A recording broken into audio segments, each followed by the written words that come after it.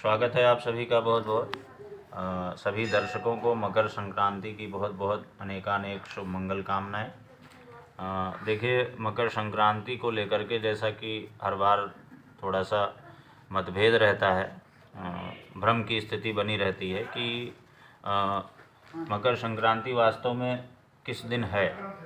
तो जहाँ तक संक्रांति का जो सवाल है, संक्रांति तो पहले हम आपको ये बता दें कि संक्रांति होता क्या है।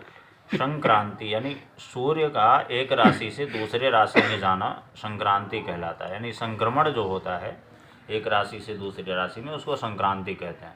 और हमारे यहाँ वर्ष भर में 12 संक्रांतियाँ होती हैं, यानी मेष से लेकर के 12 राशियाँ हैं और 12 ही संक्रांतियाँ हैं। तो हमेशा ये होता है कि संक्रांति की जो समयावधि है वो फिक्स है, 13, 14 या 15।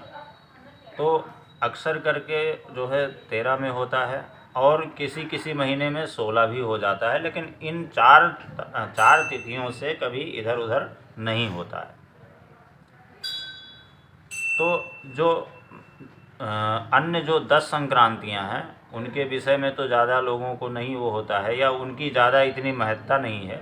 लेकिन मेष की संक्रांति जो कि वैशाख महीने में पड़ती है, और मकर की संक्रांति जो कि सर्दियों में पड़ती है, पौष और माघ के महीने में पड़ती है। हिंदी महीना पौष या माघ का महीना होता है, तो उसका विशेष महत्व होता है, क्योंकि उसके पीछे बहुत सारी पौराणिक मान्यताएं हैं। बहुत सारे जो है उसके लिए जो शर्तें हैं कि इस दिन क्या किया जाता है, किस लिए इसकी महत्ता ज़्यादा है।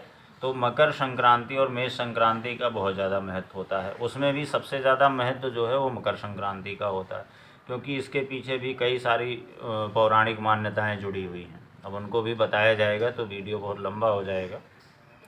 तो अब सबसे पहले हम जो है शंका समाधान करते हैं कि मकर संक्रांति वास्तव में कब होनी चाहिए। और तो जैसे सूर्य की गति के अनुसार जिस समय सूर्य जो है मकर राशि में प्रविष्ट करता है, तो ऐसा विधान है, ज्योतिष शास्त्र का ऐसा नियम है कि जिस समय सूर्य अगली राशि में प्रविष्ट करता है उससे 16 घड़ी पूर्व, यानी लगभग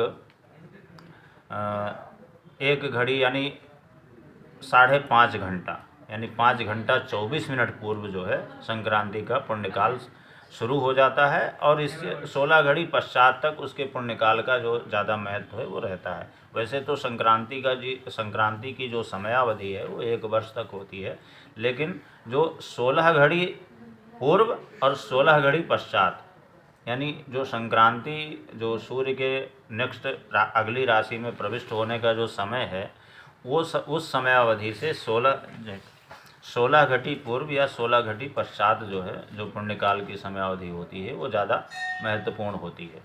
तो उस दौरान मतलब उससे संबंधित कार्य करने चाहिए, जैसे स्नान है, दान है, ब्राह्मण भोजन है, या जो भी क्रिया कोई पूजन पाठ या अनुष्ठान वगैरह करना चाहते हैं, तो वो उस समयावधि में ज़्यादा जो है प्रभावी होती है। ज़्यादा उसकी महत्ता जो है वो 16 घड़ी पूर्व और 16 घड़ी पश्चात की अधिक होती है।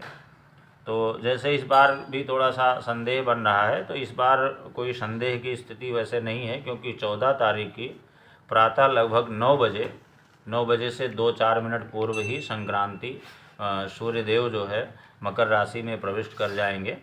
और चूँकि अगर 16 घड़ी की कंडीशन को अगर माना जाए, जो ज्योतिष शास्त्र का जो नियम है कि 16 घड़ी पूर्व जो है समयावधि होती है, तो अगर उसको माना जाए तो रात्रि मानी अर्धरात्रि के बाद ही उसका पुण्यकाल शुरू हो जाएगा।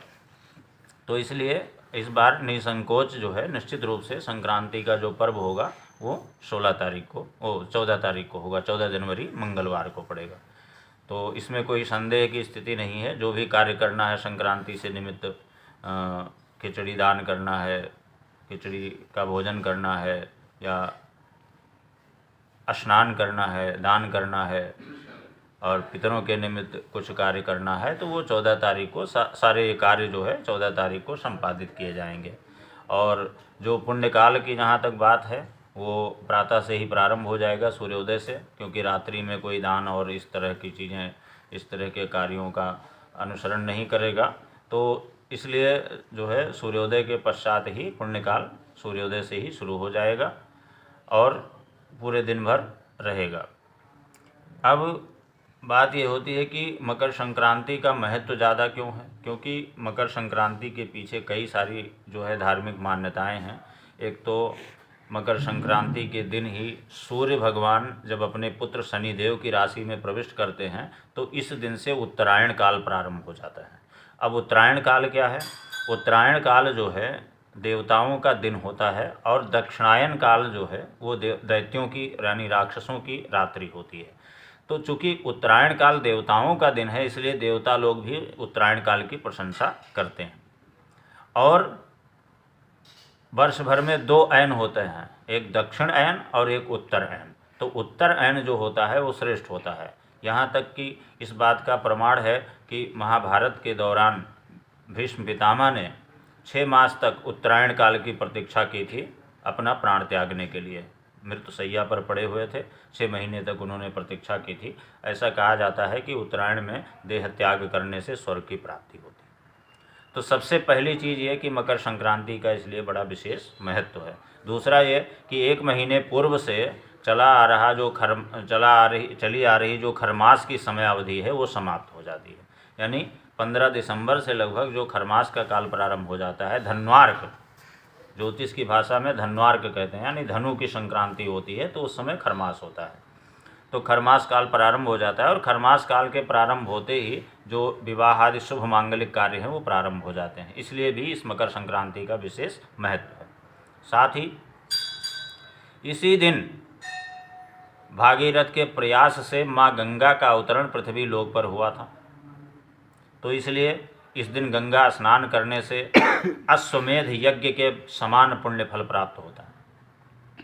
अगर कोई गंगा स्नान ना कर सके तो किसी अन्य पवित्र नदी जलाशय में भी स्नान करता है तो उसे भी गंगा स्नान के समान ही पुण्य प्राप्त होता है।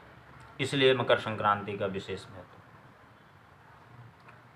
और इस दिन जो खिचड़ी दान करने की परंपरा है उसके पीछे जो है बहुत सारे तथ्य हैं, बहुत सारी मान्यताएं हैं कि इस दिन खिचड़ी का दान करने से सूर्य देव के साथ भगवान शनि देव भी प्रसन्न होते हैं, यानी पिता पुत्र की एक साथ कृपा प्राप्त होती है। और इस बार संक्रांति की जो खास बात है, वैसे खिचड़ी के अलावा इस दिन और बहुत सी सारी चीज़ों के दान करने का विधान बताया गया है, जैसे ऊनी वस्त्र, कंबल और तेल, घी। बाकी तो अगर श्रद्धा हो, क्षमता हो तो सोना चांदी भी दान किया जा सकता है, लेकिन ऊनी वस्त्र, कंबल, तेल, घी और इसके अलावा नाना प्रकार की सब्जियों का भी दान करना चाहिए, क्योंकि ये जो पर्व है ये प्रकृति से भी जुड़ा हुआ है। तो प्रकृति की प्रसन्नता के लिए जो हमारी जो प्रकृति से जुड़े चीज़ें हैं उनको भी दान करने का बड़ा विधान है। इस बार जो है संक्रांति की खास बात ये है कि 19 वर्ष बाद पुष्य नक्षत्र और मंगलवार के संयोग में संक्रांति पड़ रही है और भौम पुष्य का योग बन रहा है। बड़ा ही शुभ नक्षत्र है क्योंकि नक्षत्रों का सम्राट पुष्य नक्षत्र है। तो इसलिए इस दिन कोई भी शुभ कार्य करना है तो उसमें सिद्धि अवश्य प्राप्त होगी। साथ ही जो दान का महत्व है वो हजारों गुना अधिक हो जाएगा, क्योंकि पुष्य नक्षत्र नक्षत्रों का राजा है, सम्राट है।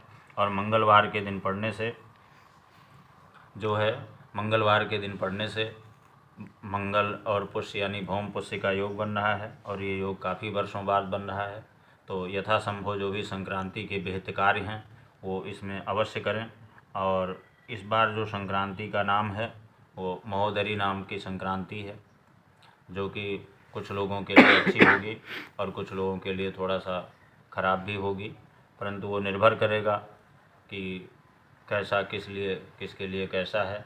जहाँ तक राशियों की बात की जाए तो संक्रांति की गणना के अनुसार 2-3 राशियों के लिए बहुत ही शुभ फलदायी है। तो इसलिए 14 जनवरी मंगलवार को संक्रांति का पर्व करें और जो भी उसमें विहित कार्य हैं वो प्रारंभ करें।